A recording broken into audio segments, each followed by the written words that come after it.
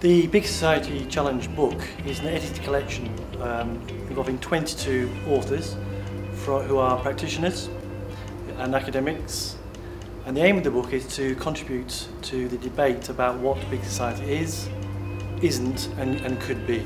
It seems to me that it captures between these two covers probably the best description and analysis, the most illuminating perceptions from many different angles of what Big Society is about and could be about. I think the really important thing about Big Society is that it has to involve everybody, and that means people on welfare as well as people with jobs and people in government. It's something that people do talk about and think about and debate, because what we're trying to change isn't the outputs or the inputs into processes. If the idea works, then this is an excellent opportunity for local people to have actual influence in their locales. I like what Lord Natway says, that Big Society is a society where nobody needs to feel small. It's the way people think about how they interact with government, how they interact with business, how we interact with each other, how society works. And I think that's why it's such a fascinating idea. It's this new opportunity for new ways of working. But with that comes a need for commissioners, procurers, those that have historically made decisions about how things are done in a community, who delivers services and what have you.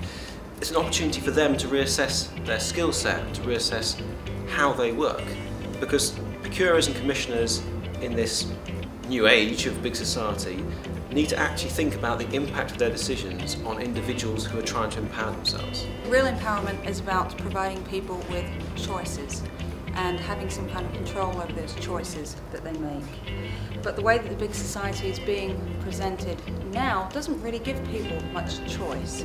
And one of the things we've seen today is talk about issues like public sector commissioning and opening that up to voluntary bodies.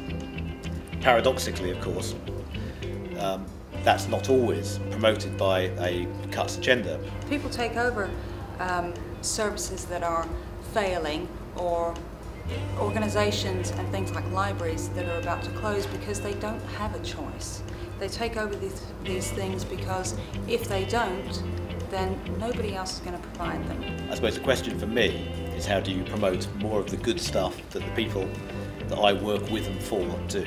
These are the organisations who have the vision, who have the ideas, who have the inspiration, the know-how, are capable of engaging people, engaging large numbers of people, capable of redesigning, co-designing, changing things, how things are done in community after community after community around the country.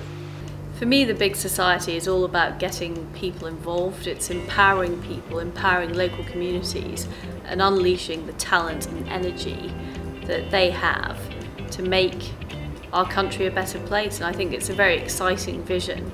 I think it's about changing from being a top-down, target-led state to a much more participative democracy where people feel they have power over their own lives and communities feel that they can take action.